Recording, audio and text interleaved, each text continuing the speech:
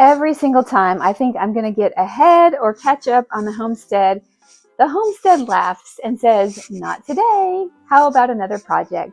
Well, today's no different. We have a new thing to learn, another project, and this time it's the water system. Welcome to Ridgehaven Homestead. From the mountains of Upper East Tennessee, we share snippets of our off-grid life, cabin build, and garden blessings. Pour yourself a cup of tea, sit back, and take a peek into our off-grid home and family.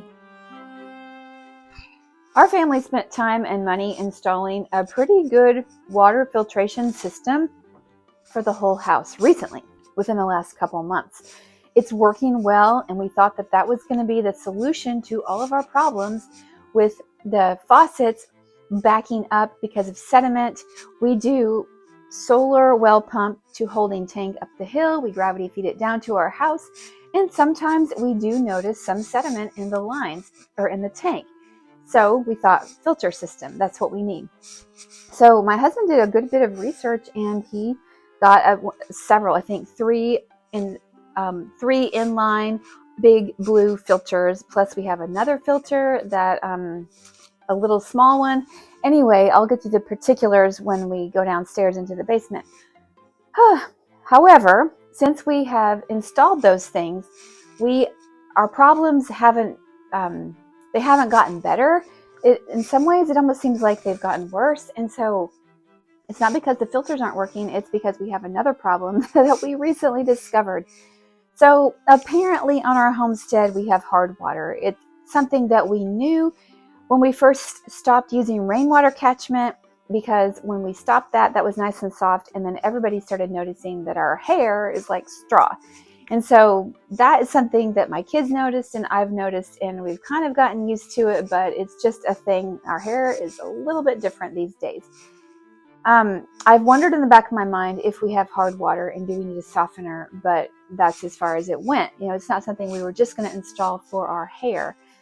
However, we have noticed all of our faucets, our showers, our sink, the washing machine, and now the hot water heater. We have a tankless hot water heater, and a really good one. We invested in a really good one for the whole house. Well, they keep gunking up, and it's like little rocks, and we're like, where do these rocks keep coming from? And my husband said, well, we're sucking up water from the holding tank that is dirty, and we must have a dirty tank. And it doesn't really matter what we've done, it's still giving us these rocks. So yesterday I cleaned out my water line for the washing machine, and it literally was sandy. I could crush it, but it felt gritty and sandy, and it was to the point where my washing machine would not run any hot water. I mean, it would come out at a drip and a trickle.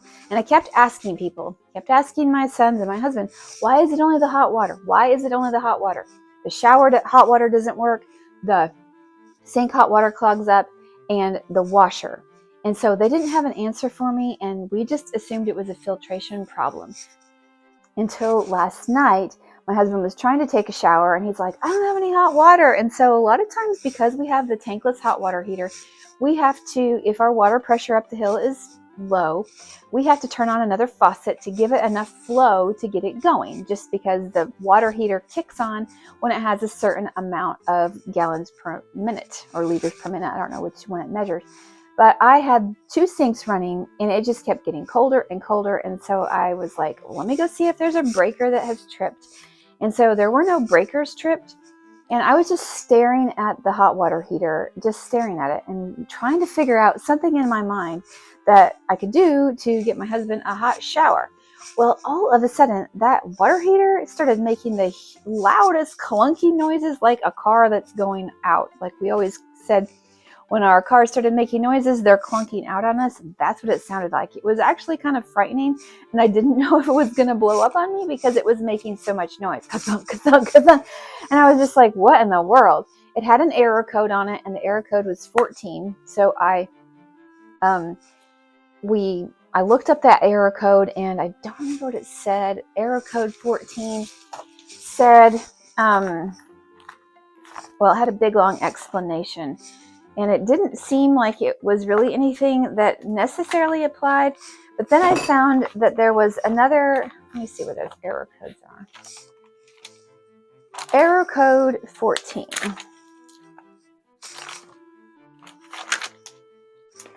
It's such a small print. Okay, it says the thermal fuse has activated. And lots of things. It gave like 10 things that we should check. And like most of them I didn't think would even apply. But then one was check for foreign materials in combustion chamber and or exhaust piping. Check heat exchanger for cracks. And I didn't think that was it. Check heat exchanger for hot spots which indicate blockage due to scale buildup. And I was like, wait a minute. I don't know if that could possibly apply. But this is a pretty detailed booklet that comes with our water heater, and I will say that I'm pretty impressed. So we started thinking, my husband jumped out of the shower because he wasn't going to get a hot shower that night. And so we started looking at it. Well, he unplugged the water heater and plugged it back in like you do sometimes with a computer, and boom, fixed. No error code. It seemed to be running. So he ran upstairs to try to take a shower, and within like a minute, because I was down there by the hot water heater, and I'm like, it's just not working. So we realized there's something major going on. Long story short, we did realize that it probably is because of scale, because every time we bang out the faucets, and I've started having to do this almost daily, banging out the sink faucet because the flow diminishes, and I've driven myself crazy, walking up the hill, and it's a hike, up the hill, down the hill, because I'm like, maybe we don't have enough water in the tank. Maybe this, maybe that. And so I thought it was a flow issue. And it turns out when I'm not getting flow coming from my faucets, it's because of the scale buildup. And when we bang them out, we are getting all kinds of sand and grit. So we were puzzled. Why isn't the filter filtering out the grit? And that is because the water comes into the house. It goes through the extensive filtration system, which is what it should be. And then it goes into the hot water tank. Well, this is what I learned this morning from, thank you, Dr. Google. If you have hard water, that's a higher concentration than normal of calcium and magnesium, which it'll flow through your system and it will affect your hair and your skin and so forth. But when it goes through heat, such as your hot water heater, and it seems like particularly with the instant hot water heater with the tankless, because it is so small, it doesn't have a huge chamber that is storing it. So the heat concentrates those things. It turns them into spiky, this video said tree-like crystals formation somehow. And so then those things clog up your system. So that's the problem today. And that brings us up to the present, where the solution is, there was a very detailed what you have to do if you have scale buildup.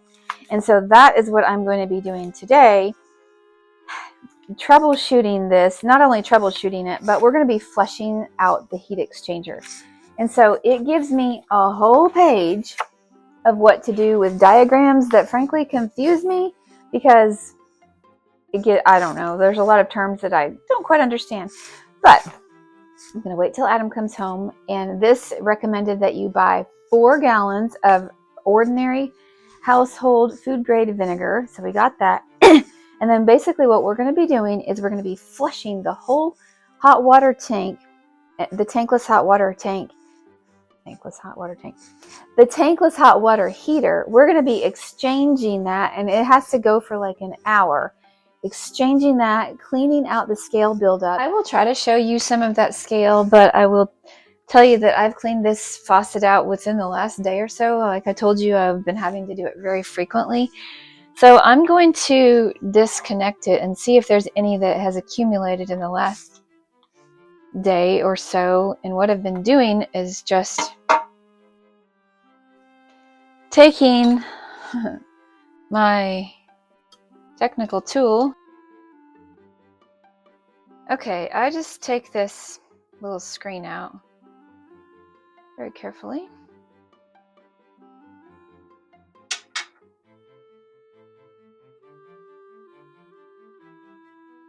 Sometimes it's hard to get it out.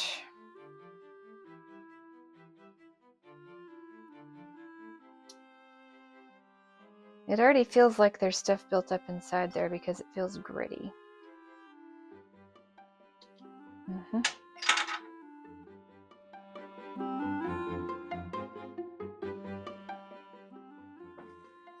Okay, all of this stuff just spilled out as I was trying to position the camera where we could see. Where did it go?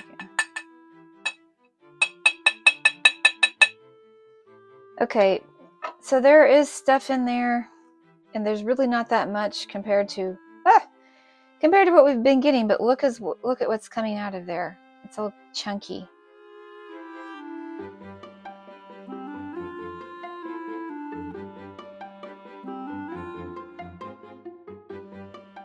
I'm going to put the screen back in, and I'm going to soak my head here in vinegar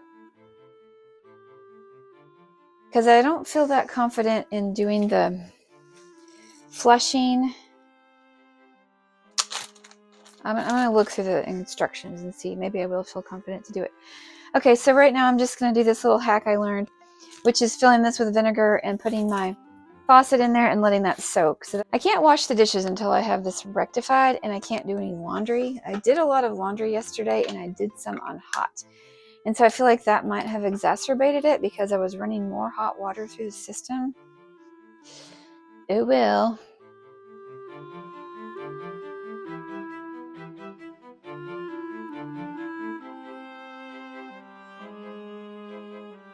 Okay, so the idea is the vinegar soaks away some of that scale. I don't know that there's anything trapped in here because I'm thinking that the screen probably prevented this from clogging, but I don't know.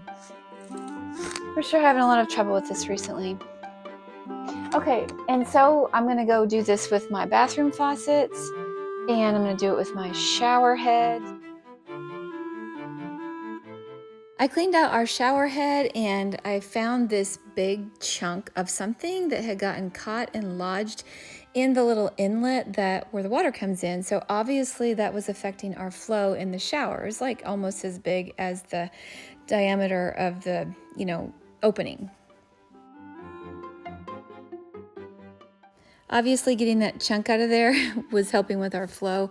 And then here I'm just soaking the shower heads and everything in vinegar, the sink nozzle and everything. And I ended up leaving it there for over an hour. Actually, I left it there for several hours.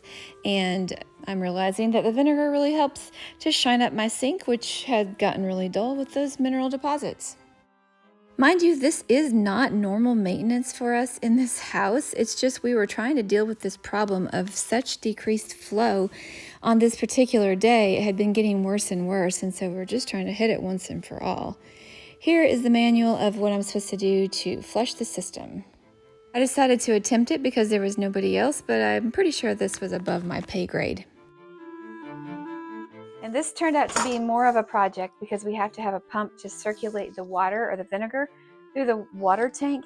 And so we've been trying to find one locally so that we can actually get a shower tonight. After soaking my faucet, I'm noticing that there's a blue tinge to it, kind of a bluish green. No idea why. There's a lot of sediment in there. And so obviously it just keeps building up even though I keep cleaning it out. We ended up getting this Drummond transfer pump from Harbor Freight. It actually circulates at 5.3 gallons per minute, and the recommendation was 4, but that's the closest one that we could find locally. And so begins the process of us figuring out how to hook everything up, how to get the pump running, and how to get this thing flushed.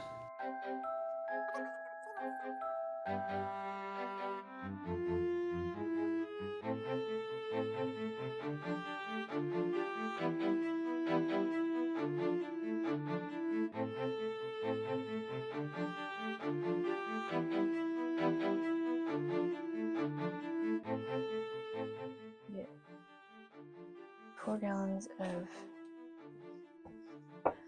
vinegar into this bucket.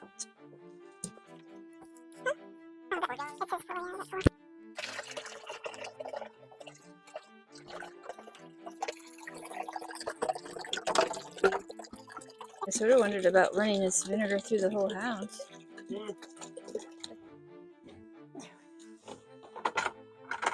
So this one goes in the water, the black one, and then the green one. Yeah, you're right. It's not that great. I mean, if you want to use the red one, we can. All right, well, there it goes. It's slightly faster than what we needed, but okay, that's going to run for an hour. And hopefully that'll solve our problem.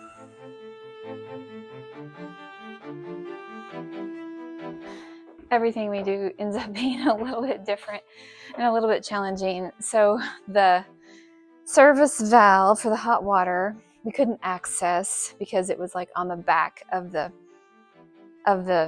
housing for the whatever it is on the brass part. So I had to rob my washing machine because it had a washer hose that had the 90 on it, and so we had to use that, and we barely got that on there. It's crazy. We would not have got it on had we not had a 90-degree washer hose. And so I think when we installed the water heater, perhaps maybe we should have had it twisted 90 degrees or something to make it easier. And so I'm going to ask Andrew about that at some point, because we're going to have to do this every so often. We're getting a lot of scale, and when I watched a video on how to do this, it said that we can get a either a whole house water softener, or we can get a scale buster or something that is from Rinnai, and we may look into that because we apparently have really hard water, and I don't want to ruin that. And I feel like if we remove the scale before it gets into the water heater, then that not only is going to prevent the water heater from getting messed up, it's going to protect all of our other appliances too. So all these things, hitting it when it first comes in is what we need to do. So I've got my timer set for an hour, and then we'll go back and see what we flush out of that water heater. Okay, it's the end of an hour, probably more than an hour, and the water turned green, which is interesting. And we're going to disconnect it and see what's at the bottom.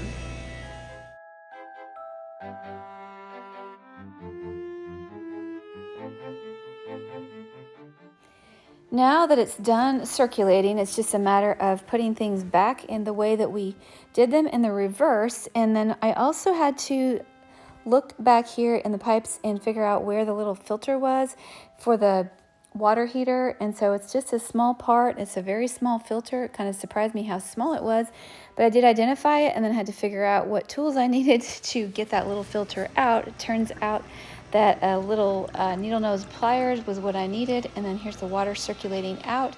And here is the filter and the stuff that's coming out of the filter after the flush.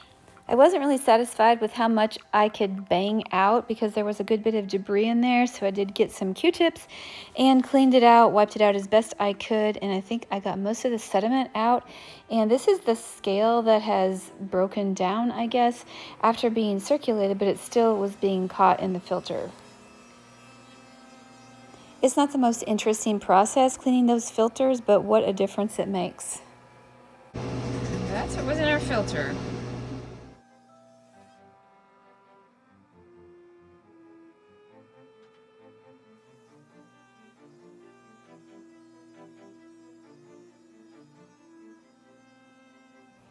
Having that valve situated on the back side of the pipes instead of on the front or side really did make it a challenge to reattach it. It took a good bit of effort on my part to just get the hose or the service valve reattached. So note to self, make sure that it's more accessible next time. I very diligently ran water through the hoses to clear the vinegar out, and then I set the pump aside, planning to ask how best to do that when I ran across my guys, and for some reason I forgot. It was the end of the day, it was the beginning of the weekend, and I did not get back to it for a couple of days. And another note to self, I think next time, just run water through there right before you detach the hoses, because I think that having the vinegar in that pump probably ruined it, because now we can't get it to come on. After this whole process of flushing the tank, we ran air through the lines with the air compressor, forced it through to get all the remaining sediment out. This is how it goes, you guys. I have to laugh because if I didn't laugh, I would cry. So we went through this whole process of flushing the line. We flushed it for over an hour with the vinegar. We cleaned out every faucet. I soaked every single faucet that I could get to in vinegar for hours and hours. And I know that it did something, but turns out it didn't do everything that we needed it to do. We turned the shower on just after we flushed it, and the flow was still pretty bad. So we're like, what is going on? Have we completely missed the boat? Well, turns out this was necessary to flush this out, and it did break up a lot of that. It probably dissolved a lot of that sediment. However, we are dealing with two issues, not only sediment, which was probably the smaller issue. The main issue that we're dealing with is scale. And so because we have the hard water, which we didn't even know how hard it was, we're just learning how hard it is. The hot water going through makes the crystals form. And so that forms in our lines. It gets caught by our traps and screens, and that leads to the problem. So in our shower, it still wasn't giving us enough flow. And so Greg thought that he cleaned it out, and I had soaked it forever in vinegar, but turns out we missed a screen, and that screen was completely occluded with large bits of scale, like chunks of scale. And then, like, even when I cleaned out my washer screen, I came back after not doing any laundry, and it was still clogged with scale like the next day. And so we were like, what is going on? What is going on? And so we've done more research, and we have found out that not only do we need to filter this, that's great. All these filters are useful and everything, but that's not our main concern. Our main concern is we need to get either a water softener or a scale buster, scale cutter. And there are different ones that are made specifically for this water heater or a softener. And we're weighing the options, cost, benefit, because they do the similar thing in different ways. The water softener adds salt or potassium to neutralize and get out the hard water deposits, the hard, like the magnesium and the calcium. And that makes your water softer. So that would be great for all of us who suffer with hard water issues, like with our hair and skin. Or there's the scale cutter or the scale buster, which I don't exactly understand the technology, but somehow it neutralizes those minerals, and it changes the shape of them so that no longer are they sharp and jagged, so that they, clog, but it makes them rounded. I don't understand that, but somehow it helps. And so that one is a lot cheaper, but it doesn't like soften your water. So we're doing research, and in the meantime, my husband has installed this small filter here, which is an additional sediment filter. So that filter is actually catching the water that comes out of the hot water heater. I had to think through that. So we have these filters here this is the intake of our house. The water coming in here, it goes through. This is a sediment filter, and then it goes to these other filters, and I don't remember which ones what they filter exactly. But then it goes up, and then it goes out to the house. Okay, so there's that. But it also goes up into the water heater, and then it comes out through this one. The hot water comes out here, and when it goes into the water heater, obviously it gets hot, and the hotness, the heat, changes those minerals into those sharp jagged things coming out. So we put a sediment filter on here. This is not our ultimate solution, but this is helping tremendously at the moment, because the water coming out will be filtered, so those sharp chunks will no longer be going to the washing machine, the faucets, the showers and things. So that is the interim of where we are with this project. Wow, what a mess. And so here in the sink hanging, I have the lines that I used to flush out the system. I have the pump sitting here because I have to run water through the pump to get that vinegar out because I don't want that to, you know, rust and stuff. So for some reason I hooked that pump up and I tried to flush it through, but it wasn't pumping. So hopefully we haven't done something to the pump. I don't think we have. I'm not sure what we would have done. I'm taking our manual and I'm putting it up here again for safekeeping, where we keep it on top of the water heater. And then I'm being thankful because we do have a temporary solution and the water is working right now and it's not all clogging up. It was amazing. Let me tell you, I did like 5-6 loads of laundry and it didn't like come out 1 teaspoon at a time. Ever since we've lived here, the hot water has been like drip, drip, drip. And so I almost don't use hot water. And I know eco-friendly and all that, you're not supposed to use hot water.